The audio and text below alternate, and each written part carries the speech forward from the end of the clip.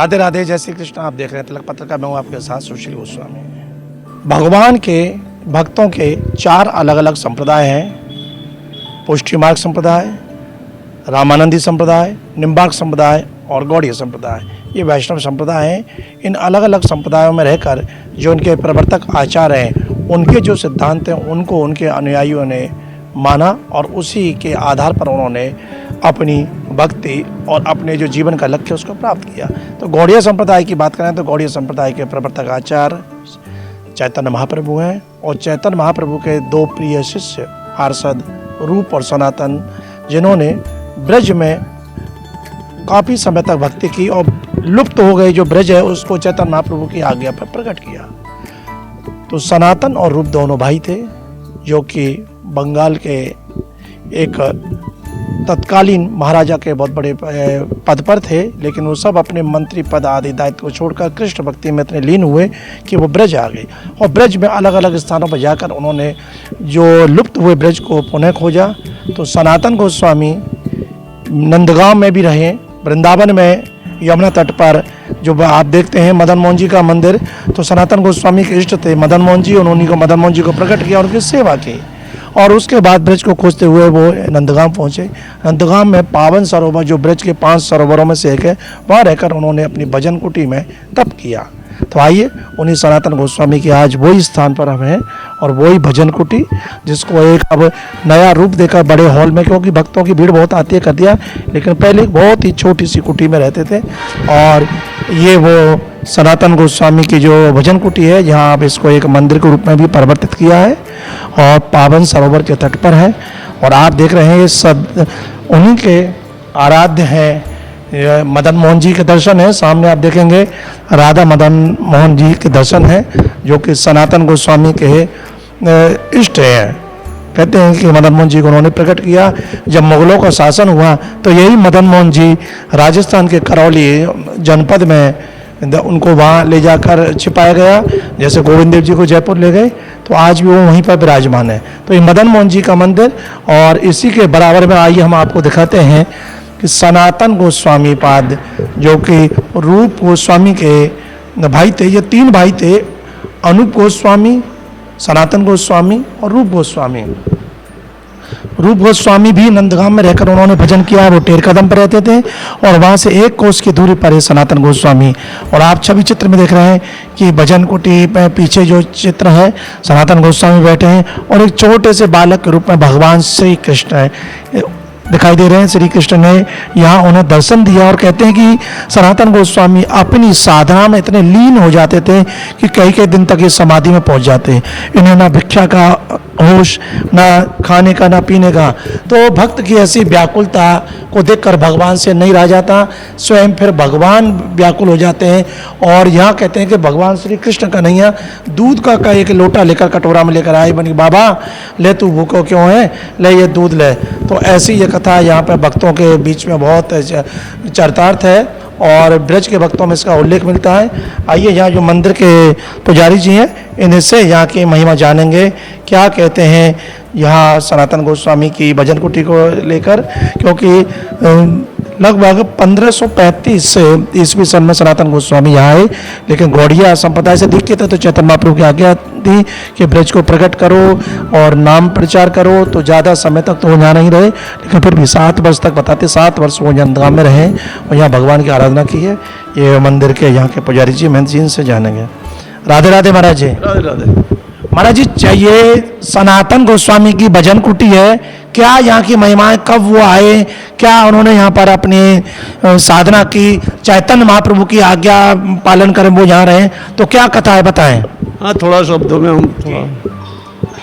भगवान चैतन्य महाप्रभु प्रिय पार्षद श्री सनातन गोस्वामी रूप गोस्वामी, उन्होंने चैतन्य महाप्रभु आदेश से अपने राजपाट सब छोड़ करके, भगवान चैतन्य महाप्रभु आदेश से राजपाट सब छोड़ करके भजन करने के लिए, भगवत प्राप्ति करने के लिए वृंदावन आने को पहले काशी विश्वनाथ आए। काशी विश्वनाथ में सनातन गोस्वामी को साथ मिलन हुआ। मिलन होने से वहाँ पर उनके 2 महीना धर के संबंध अभिदेय प्रयोजन उन्होंने उपदेश दिया।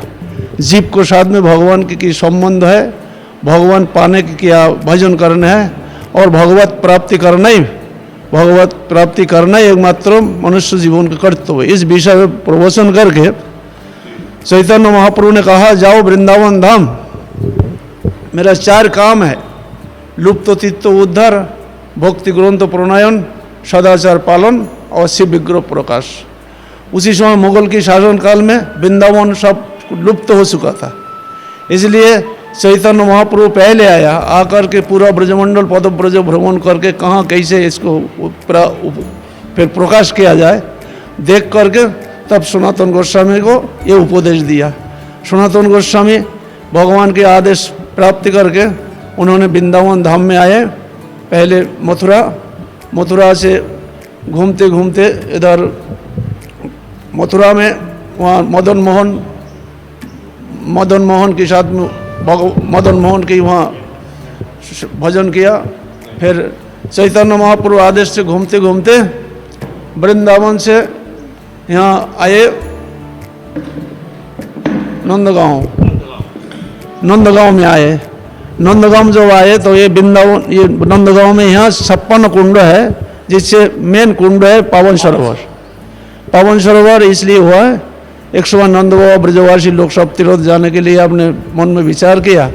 कन्हैया बोला, बाबा कहाँ है, कोई जाने का जरूरत नहीं है, सब यह हम व्यवस्था कर रहा हूँ।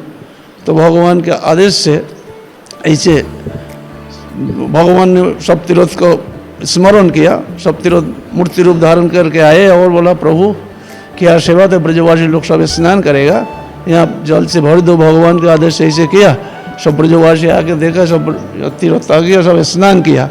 स्नान करने के बाद नंदबाबा ने विचार किया कुछ नामकरण किया जाए, तो विशाखा सखी का पिता का नाम पावन, नंद बाबा का मित्र है, उसी का नाम पर पावन सरोवर का नामकरण किया।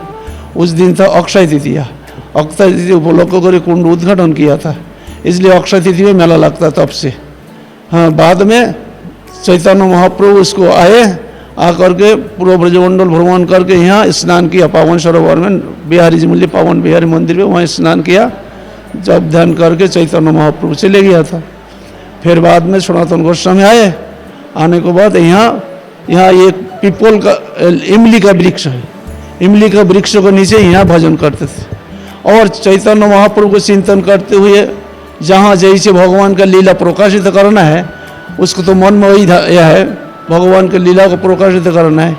इसलिए भगवान की कृपा से यहाँ अपने भगवान को अपराकृत तो लीला में अपना मन चले गया, तो उसको शरीर का कोई ध्यान नहीं जाए। जे देहो स्मृति नहीं जार, संसार कूप कहाँ तर। जिसको देहो में स्मृति नहीं तो संसार क्या है। ऐसे परिस्थिति में आने से अब भगवान ने देखा है तो शरीर छूट जाएगा तो मेरा भजन नहीं होगा। ऐसे इसलिए कन्हैया ने अपने दूध का लुटिया लेकर के सनातन गोस्वामी दिया, बाबा ये दूध पी लो, बाद में मैं लुटिया ले जाऊंगा। दे के चले गया तो आया ही नहीं। फिर पुजारी नंद बाबा को पुजारी उनको दूध लुटिया दे दिया, आके बोला थी कि हमारा मंदिर का लुटिया है, तो दे दिया, ले गया। ऐसे ही सनातन गोस्वामी यहाँ पर अपने भजन करते थे। कुछ दिन रहा, ज़्यादा दिन नहीं रहा यहाँ, क्यों पूरा ब्रजमंडल प्रकाशित करना है। यहाँ कुछ दिन रह के यहाँ से अपने दूसरी जगह में चले गया, खदीरबन होकर के उधर भजन करने चले गया। ऐसे सनातन गोस्वामी का ये लीला स्थली है।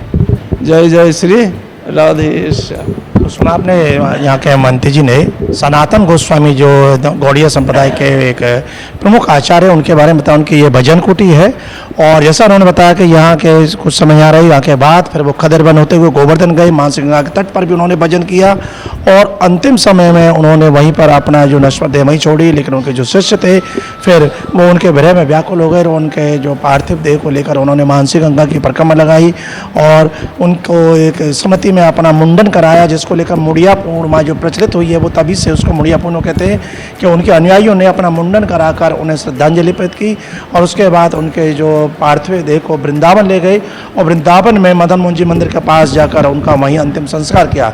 तो उनकी समाधि आज भी वृंदावन में यमुना तट पर मदन मोहन जी मंदिर के पास है। लेकिन उनकी जो भजन साधना स्थली रही है वो ये नंदगांव, और नंदगांव में पावन सरोवर के तट पर है सनातन गोस्वामी की भजन कुटी। आप कभी जब नंदगांव आए तो नंदगांव में जो कामन रोड है वहाँ इंटर कॉलेज के बिल्कुल बराबर में पावन सरोवर के दक्षिणी तट पर सनातन गोस्वामी की भजन कुटी आज भी स्थित है। तिलक पत्रिका के लिए अपने साथी कैमरा पर्सन रिंकू वर्मा के साथ नंदगांव से मैं सुशील गोस्वामी।